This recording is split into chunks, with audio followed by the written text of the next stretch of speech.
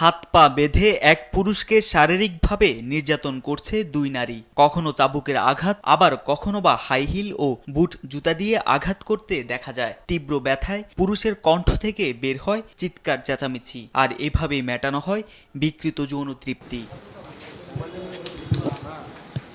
দীর্ঘদিন ধরেই রাজধানীর বসুন্ধরা আবাসিক এলাকার একটি বাসায় বিকৃত যৌনাচার চালিয়ে আসছে কয়েকজন নারী, যার ভিডিও ধারণ করে ছড়িয়ে দেন সামাজিক যোগাযোগ মাধ্যমেও।